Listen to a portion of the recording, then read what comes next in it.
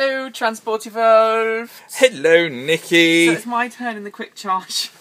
I'm just trying to adjust the seat. This is very commercial vehicle, so there's no back and forward to this seat. Oh no, maybe there is. There you go. Look, I can go back. Ah, look at that. Okay, and I've got a headrest, but there's no up and down. Nope. So it's very much a commercial vehicle driving position, which you'd normally expect. I love the way the rubber mats, and they'd obviously cleaned it just before they dropped this off because it's got water in the driver's footwell, which I assume is them cleaning it. I believe so. Yeah. Either that or it's been very rainy where they picked this up. So this is a brand new one. It's only done 244 miles. So yeah. You put the handbrake down, move the selector into reverse, and it tells me there what gear I'm in. There's obviously and no. Mark said, yeah, there is creep on this, you know, Mark. There is. Yeah, it's because you're just on a hill. No.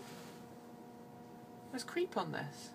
I think you'll find it's just because you're on a hill. Okay. I'm gonna prove you wrong. Okay. We shall have a creep off. Creep off.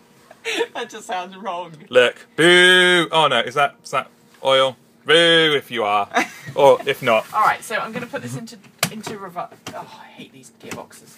Right, you can see the selector. There is a selector over there. Okay, so in reverse. Oops. Okay, you win. I win. Ha ha ha ha. Okay, so it does take a bit of getting used to, just driving a van differently to a car, but the point about this range of vehicles is that they're designed to feel like a car. So you don't have to have a truck driving license to drive it. You'll notice I did not spin the wheels there, Mark. You didn't, no. The steering feels just a little bit vague, but I think that's just because it's heavy. It's got a lot of, it's quite tall, sorry.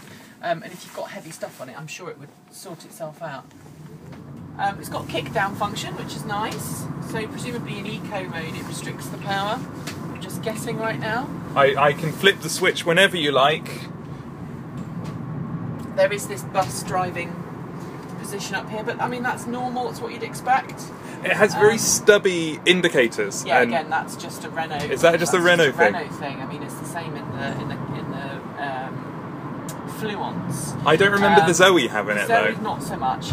You've got your cruise control here. I presume the cruise control is somewhere down here. We haven't found it yet. In fact, it's down here on the right-hand side of the dashboard, because where else would you put it? That makes perfect sense. It's the usual horrid Renault system where you've got your speed limiter. If you push it one way, it's speed limiter. Push it the other way, it's cruise control.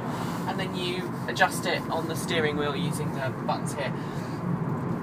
Something I have noticed, being a van driver, or not a van driver, is there's a BMW behind me, and they're right in my blind spot. Yeah. I cannot see them because I can't. There's no can't. mirror. Look, We can just about see them. We can just from here because of our position. This is a bit of a slight hill that comes up to my village I live in. How's it doing on the hill? It's doing fine. I mean, I'm not pushing it. It is technically a 30 limit because of the school around here.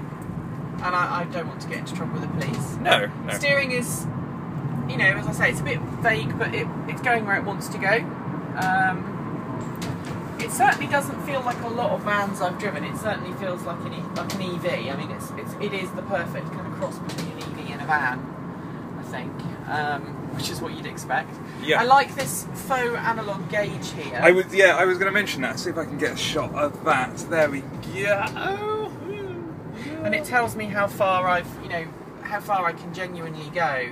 Now, we've heard some stories that say the range is not all that great on this. Yeah, someone was saying that they are waiting for the true 100-mile van, which will be interesting to see because it must be harder to calculate mileage on vans because you've got the variable loads, which whereas in a car a person's weight is kind of negligible, you could argue, but a whole load in the back there will really affect it.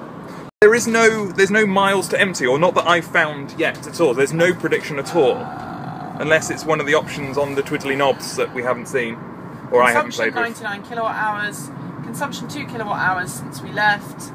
It tells me on my current, which is 50-mile range. There you go. 50-mile range. It does have it. Excellent. And that's only because I've driven this car before. Yes. And I've driven Renaults before. So when we say quick charge is our opinion of the vehicles behind the wheel. I've not driven this generation of Kangoo ZE. This is kind of like, you know, you had the two Nissan Leaf 1.5. Yep. This is like the Kangoo 1.5. 1.5. So there are a few changes at the front which you'll probably talk about. So on the early ones they had a J1772 charge port on the front. Right at the front down there. And now it's right in the middle where your the Renault badge the Renault badge is, like the Zoe. Yeah. Now it says here road ahead closed, and I suspect we can go a little way and then turn round. Yes, I believe there's a pub car park down here we can turn around in. Turn around. Not that I only know where the pubs are around here. And again, you know, going around these corners, I think if you're,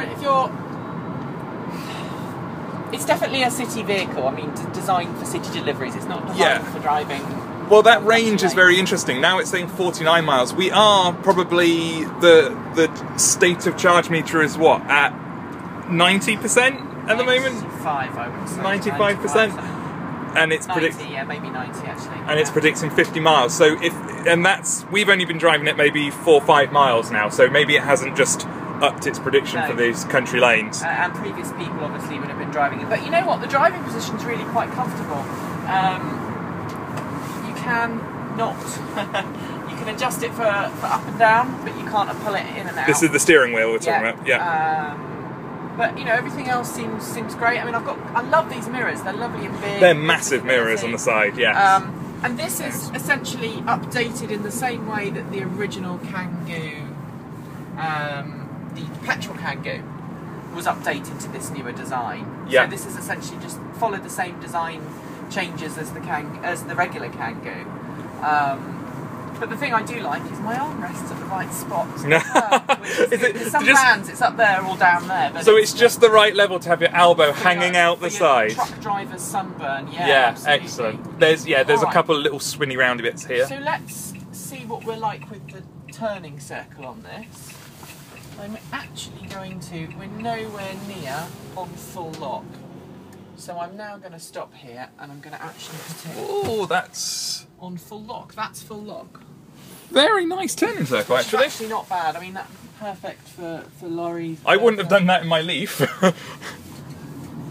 So they've upgraded this to the newer spec. Obviously, we were talking about when the first Kangoo came out, it had the J1772, which limited it to 16 amp charging. Yeah. This, being in a Type 2, might have more charging. We haven't. The piece of paper that comes with this does say 44 kilowatt. As an option, I think. And we've looked at the front of this, and it doesn't have the pins that you need to get 44 kilowatt charging. Yeah. So there's going to be a bit of experimentation this week, I think. And it's almost. We almost need a trip down to IKEA to get some furniture or something. Do you need any furniture? I'm sure my other half could be convinced for some shelves. He always likes shelves. Or Christmas trees or something. Christmas trees. In fact, we have got a Christmas tree special, which I'm not going to say anything about because we're going to put this up first. A Christmas tree special that we're going to go and get a Christmas tree with someone very nice that we know and love. So, summing it up, what are your first... You like it? You dubious? I've always had a bit of a soft spot for the Kangoo ZE. I think it's what you'd expect in a commercial vehicle. I mean, it's horrible plastic, but you have, I can't approach this with the same buying aesthetic that I would a passenger car. If this was a passenger car, I'd be saying a completely different thing about it. You know, it's what do you expect this vehicle to provide to its to the person who drives it on a daily basis? This is going to be an ideal delivery vehicle. Yeah. And in fact, we're going to go down to a laundrette later this week and do some tests with them. Excellent. And see what they think of it, because it's just, it's a workhorse, and the driving is. It serves a purpose. It's not an inspired driving. It's built for torque, not speed. That's not very speedy. I mean, even with eco mode on, it's not. In fact, it feels like, it feels like they've pulled the torque down a bit off the previous generation. Which might be a way. On a limb now and say it feels less torquey. But then it's like the Leaf. The Leaf feels less to the Leaf feels less torquey. Just that little bit. But all of those little smaller changes were done for particular reasons. So yeah. We shall see how this goes then. So I so far, yeah, I think we're going to have a good week with it. Let's see how we get on, and goodbye Transport Evolved. Don't forget to subscribe and follow us and like us, and check out our other videos. Bye bye. Bye bye.